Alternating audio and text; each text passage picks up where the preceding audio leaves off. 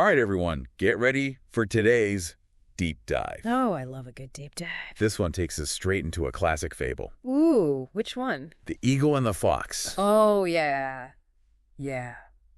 We're talking friendship, betrayal, revenge. Mm-hmm. That age-old question, does revenge ever truly satisfy? It's a story that's been told and retold for centuries. Right. But it still has this uncanny ability to make us squirm in our seats. Yeah, why is that? Because it forces us to confront some uncomfortable truths about human nature. It really does. Yeah. Okay, for anyone who needs a refresher, here's the gist. Okay. An eagle and a fox become neighbors, building their homes close together. I see. The eagle's nest high up in a tree, the fox's den nestled safely below. Oh, no. Everything's all peace and harmony until things take a dark turn. Oh, no. Driven by hunger and maybe a touch of arrogance, Right. the eagle swoops down and snatches the fox's cubs. Oh, man. Talk about a breach of trust. Yeah, big time. And that's where the real drama unfolds. Okay. The fox, consumed by grief and rage, Of course. vows to get even. Yeah. But here's the thing. What's that? She can't just fly up and attack the eagle, right? Right. So she has to get creative. So what does she do? And she does. Uh-huh. The fox finds a burning branch, Oh. sets the eagle's tree ablaze, Oh, wow. watches as the eaglets fall to their deaths. That's intense. It's a brutal eye for an eye kind of revenge. Yeah. But does it actually bring the fox any peace? Right. That's the question that really gets I me. know. In one version of the fable, there's this gut-wrenching line Oh. where the fox stands over the fallen eaglets Yeah. and cries out, "Does this bring back my cubs?" Oh, my God. Talk about a reality check. Wow, that's heavy. It's a stark reminder that revenge, while tempting, rarely leads to true closure. Right. It often creates a vicious cycle, leaving everyone involved feeling broken and lost. It does. Okay, but let's back up for a second. Okay. The eagle, when confronted, tries to justify her actions How so? by claiming she was simply acting on instinct, Oh, I see. that she needed to feed her young. Is that a valid excuse? That's where things get really interesting. How so? Because it forces us to grapple with the whole nature versus nurture debate. Interesting. Was the eagle's betrayal pre-programmed, or could she have made a different choice? You know, it makes me think about those viral videos Oh, yeah. where a tiny dog bravely defends its owner from a much larger attacker. I've seen those. That little dog isn't thinking about instinct. Right. It's acting out of love and loyalty. Yeah. So why couldn't the eagle have tapped into a different set of instincts, maybe compassion or cooperation? That's a brilliant observation. Yeah. And it highlights the danger of blindly accepting instinct as an excuse for bad behavior. Like saying, well, I'm a human, so I guess I can't help but be selfish and greedy. I hear you. It just doesn't hold up. Exactly. But let's not let the eagle off the hook too easily. Okay. I mean, she was clearly in a position of power here, Yeah. perched high above the fox. Right. Couldn't she have found a way to satisfy her hunger without resorting to such a brutal act? You've hit on another crucial point. Power dynamics. Yeah. The eagle, literally and figuratively, had the upper hand.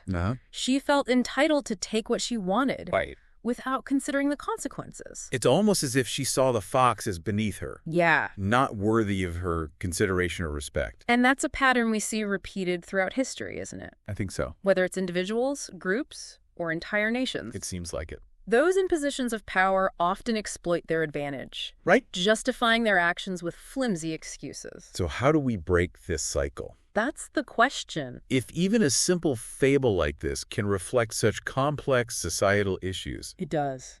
where do we even begin to address them in the real world? Well, first we need to acknowledge that these power imbalances exist. Okay, We can't just sweep them under the rug I agree. and pretend everything's fine. That's a good point. Awareness is key. Right. But what comes after awareness? What concrete steps can we take to Right. challenge these dynamics Okay. and create a more just and equitable world? That's where things get even more challenging. Why is that? Because there's no easy fix. Right. But I think the fable offers us some clues. Okay, like what? Remember how the fox, despite her disadvantage, Right. managed to outsmart the eagle? You mean by using her cunning and understanding the eagle's vulnerability? Exactly. I see. It's like those guerrilla marketing tactics small businesses use. Oh, yeah. To compete with massive corporations, they have to be innovative, strategic, and Right. willing to take risks. So you're saying we need to find ways to level the playing field. Yes. To empower those who have been marginalized or oppressed. Precisely. Okay. It's not about turning the tables Right. and creating new oppressors. Gotcha. It's about creating a system where everyone has a fair shot. I like that. Where power is distributed more equitably. Okay, that makes sense. Yeah. But let's be real. Changing deeply ingrained power structures is no easy feat. You're telling me. It requires a collective effort, Uh-huh. a shift in mindset, Right. and a willingness to challenge the status quo. Absolutely. I agree. But it starts with recognizing those imbalances, Okay. understanding their impact, Right. and then finding creative ways to disrupt them. Feels like we're talking about a real-life political thriller here, Right. not just a fable about animals. That's the power of these stories. You know, they Yeah. tap into universal truths Right. about human behavior Wow. that transcend time and context. Okay, so we've talked about power imbalances, Right. nature versus nurture, Yeah. the cycle of revenge. Uh-huh. But what about the idea of justice itself? Okay. Did the fox actually achieve justice by killing the eaglets? Yeah. Or was it just pure, unadulterated revenge? The age-old debate. Yeah. Justice versus revenge. Right. They might seem like two sides of the same coin, but there's a subtle yet crucial difference. I'm all ears. Okay. Break it down for me. So revenge is driven by emotion, Okay. anger, hurt, the need to make someone pay for what they've done. I hear that. It's often impulsive, Okay. seeking to inflict equal or greater pain on the offender. So it's more about satisfying a personal need for retribution, Yeah, not necessarily about righting a wrong. exactly. Okay. Justice, on the other hand, Yeah. is more about restoring balance, Uh-huh. fairness, and accountability. Okay. It's about addressing the harm that's been done Right. and preventing it from happening again. So it's less about punishment Right. and more about creating a system where everyone is held responsible for their actions. Precisely. I see. And that accountability can take many forms. Okay. It doesn't always have to involve punishment or retribution. Oh, interesting. Sometimes it can be about reconciliation, Okay. making amends, or finding ways to prevent future harm. So in the case of the eagle and the fox, would you say that the fox achieved justice or simply enacted revenge? It's a complex question with no easy answer. Okay. Some might argue that her actions were justified, Mm-hmm. that the eagle deserved to suffer for her betrayal. I could see that. Others might say that her actions only perpetuated the cycle of violence, Right. leading to more pain and suffering. I can see that too. Yeah. So is the fable saying that there's no right answer? Wow. That it's all just a matter of perspective? Not necessarily. Okay. The fable isn't about giving us a clear-cut answer. It's about making us grapple with these complex moral dilemmas. It's like it's holding up a mirror to our own sense of justice. Exactly. Asking us to examine Right. our own beliefs and biases. You know, there's this part in the fable Yeah. that always gives me chills. What is it? The fox, after burning down the eagle's nest, cries out, "Does this bring back my cubs?" Yeah. It's such a raw, Yeah. heart-wrenching moment. It is. It's a powerful reminder Right. that revenge, even when it seems justified, Right. rarely brings the peace or closure we crave. Yeah. It's a hollow victory, Right. leaving behind a trail of devastation and heartbreak. Okay, but let's play devil's advocate for a moment. Okay. Isn't there a part of us that understands the fox's rage, Oh, for sure. the need to strike back, Yeah. to make the eagle feel even a fraction of the pain she caused? Of course, the fable wouldn't be so enduring Right. if it didn't tap into these primal emotions. Exactly. It's natural to feel anger and resentment when we've been wronged. But the fable seems to be suggesting that there's a better way, Yeah. that true healing comes not from perpetuating the cycle of violence, but from finding a way to break free from it. And that's where concepts like forgiveness and reconciliation come into play. They might seem like idealistic notions, I hear you. especially in the face of such a brutal betrayal, Right. but they offer a path Okay. towards genuine healing and restoration. You know, this whole discussion makes me think about game theory, Oh, really? specifically the prisoner's dilemma. Yeah. Yeah, have you ever heard of it? Absolutely. It's a classic example of how cooperation, even when it seems counterintuitive, Right. can lead to a more favorable outcome Right. for everyone involved. Exactly. Yeah. In the prisoner's dilemma, two individuals acting in their own self-interest end up with a worse outcome than if they had cooperated. Yeah. It's so interesting. And I think there's a parallel here. Oh, okay. with the eagle and the fox. I see. Imagine if, instead of betraying the fox's trust, Right. the eagle had approached her and said, look, I'm struggling to feed my young. Yeah. Can we find a way to help each other? It would require vulnerability and humility Right. on the eagle's part. But who knows, maybe the fox, seeing the eagle's genuine need, Yeah. would have been willing to share some of her own food.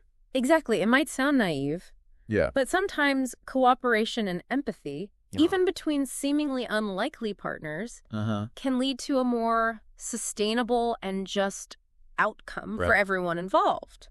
Okay, I'm starting to see how this seemingly simple fable can spiral out into such profound reflections on human behavior and society. That's the beauty of great storytelling. Right. It invites us to explore complex ideas in a way that feels personal and engaging. So where do we go from here? Well, how do we apply these insights to our own lives? Right. I mean, it's not like we're all going to encounter eagles stealing our children anytime soon. True. Right. But the underlying themes resonate. Okay. Far beyond the literal narrative. Okay. Think about the power dynamics. Okay. We encounter every day in our workplaces, families, communities, and even within ourselves. You're saying that recognizing these imbalances and finding ways to address them, whether through cooperation, empathy, or challenging the status quo, can lead to more just and fulfilling outcomes for everyone. Precisely. The fable isn't just a cautionary tale. Okay. It's a call to action. I like that. It's urging us to be more mindful of our choices. Right. To seek understanding rather than retribution. Right. And to build a world where cooperation trumps conflict. That's a pretty tall order, don't you think? It is. Yeah. But even small acts of kindness, empathy, and understanding can have a ripple effect. I agree. Creating a more just and compassionate world. Yeah. One interaction at a time. I like that. Yeah. It's not about waiting for some grand revolution. No. But about making conscious choices in our daily lives to promote fairness and understanding. Exactly. It's about recognizing the eagle and the fox within ourselves and choosing to act in a way that fosters harmony rather than perpetuating cycles of betrayal and revenge. Okay, so we've covered a lot of ground here. We have. Power imbalances. Justice versus revenge. Yeah. The potential for cooperation. Right. But I still feel like there's something missing. Okay. Something that connects all these threads together. What if we look at the story from a different angle? Okay. Let's go back to the beginning. All right. To the moment the eagle and fox chose to be neighbors. Ah, the initial pact of friendship. Right. They decided to coexist, to respect each other's space. Right. It wasn't just instinct driving them together. I see. There was an element of conscious choice there. And that's the missing piece, isn't it? What is? The power of choice. We've been focusing on the eagle's betrayal, the fox's revenge, but what about the choices they made before things went south? You're saying their initial decision to be friends Yes. set the stage for everything that followed. Precisely. Okay. What if, instead of focusing solely on the negative, we explored the potential for positive choices? I like that. What if, when faced with hunger, the eagle had chosen to confide in the fox? To ask for help rather than resorting to theft. Now that's a thought-provoking twist. Right. Instead of a tale of betrayal, Yeah. it becomes a story about vulnerability, trust, and community. Exactly. Imagine the fox seeing the eagle's genuine need, choosing to share her resources. Right. It wouldn't be about power dynamics or instinct, Right. but about a conscious decision to support each other. I like that. It's like that famous quote, Which one? "The only thing necessary for the triumph of evil is for good men to do nothing." Oh, yeah. In this case, maybe the only thing necessary for tragedy was for good animals to make the wrong choices. It flips the script on the whole fable. It does. It challenges us to consider the ripple effects of our choices, Right. both good and bad. Both good and bad. So what does this all mean for us, the listeners, who aren't eagles or foxes navigating the wilderness? It means we have more agency than we often realize. I see. Every day we're faced with choices, big and small, that impact not only ourselves, but the people around us.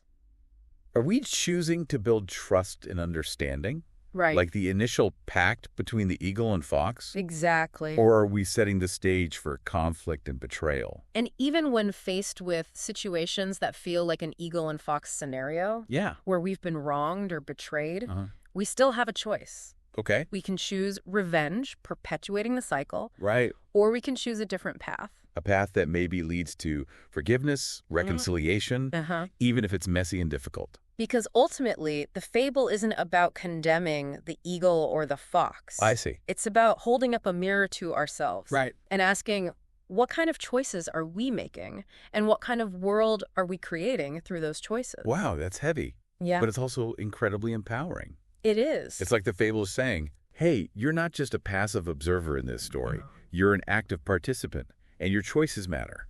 Precisely. And sometimes choosing the path of understanding, even when it feels counterintuitive, can lead to a more just and fulfilling outcome for everyone involved. Well, I think we've just about reached the end of our deep dive into the eagle and the fox. It's been a good one. But before we sign off, I want to pose a final question to our listener. Oh, okay, go for it. I always love a good cliffhanger. Me too. Think back to a time when you were faced with a difficult choice. One where you felt like there were no good options. Okay. Maybe you were betrayed by someone you trusted. Right. Or you had to make a decision that impacted others negatively. Yeah.